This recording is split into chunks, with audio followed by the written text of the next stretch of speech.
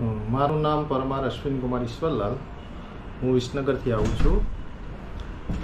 મને પથરીનો બહુ જ પ્રોબ્લેમ હતો.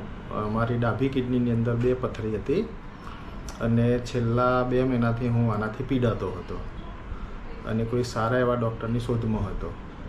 તો અમારા એક સંબંધીએ પણ અહીંયા ડૉક્ટર કુણાલભાઈ સોલંકી સાહેબ સાથે રહી અને એમને જે ઓપરેશન એમને કરાવડાવ્યું હતું તો એમનું ઓપરેશન બહુ સફળ રહ્યું હતું અને એમના એ બાબતને ધ્યાનમાં રાખી હું પણ અહીંયા અમદાવાદમાં સનશાઇન સર્જિકલ હોસ્પિટલની અંદર આવ્યો હતો અને ગઈ 1 તારીખે મારું પથરીનું ઓપરેશન થયું છે, જેમાં ડાબી કિડનીની અંદર એક 15 mm અને એક 16 mmની કિડનીની અંદર 2 સ્ટોન હતા અને એનાથી હું બહુ જ પરેશાન હતો, બહુ દુઃખ વેઠતો હતો.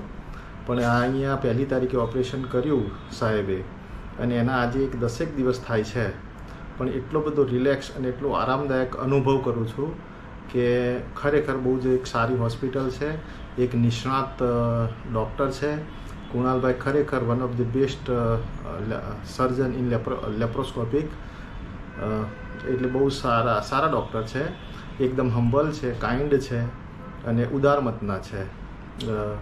અને મેડિકલ ક્ષેત્રની અંદર જોવા જાઓ તો લેપ્રોસ્કોપિક સર્જરીની અંદર મેં આવા જે કુશળ ડૉક્ટર હોય એવા પહેલી વખત જોયા છે. અને ઓપરેશનની વાત કરું તો ખરેખર મને હવે બહુ જ સારું રહ્યું છે.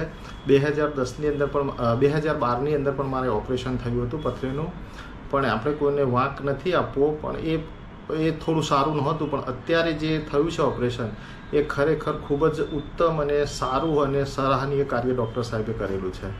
એટલે મને અહીંયા આવ્યો છું એટલે બહુ સારું લાગ્યું છે. અહીંનો જે સ્ટાફ છે એ પણ બહુ સારો છે, એ પણ એકદમ કોઓપરેટિવ છે, દરેક બાબતોને માને છે. આપણે જે પણ કામ કહીએ ત્વરિત જ એ લોકો કરી નાખે છે, એની ટાઈમ કરી નાખે છે. એટલે એનો સ્ટાફ પણ બહુ સરસ છે. એની હોસ્પિટલ પણ એકદમ ક્લીન અને નીટ છે અને બહુ જ સરસ હોસ્પિટલ છે. ખરેખર આ હોસ્પિટલની અંદર દરેકે જે કોઈ આવા રોગથી પીડાતા હોય, પથરી છે કે કિડનીના છે કે કોઈ પણ પ્રોબ્લેમ હોય, પીડાતા હોય, તો એવા લોકોએ આવી એક સારી હોસ્પિટલની અંદર આવી અને એમનો ઉપચાર કરવો જોઈએ એવું મારું અંગત માનવું છે.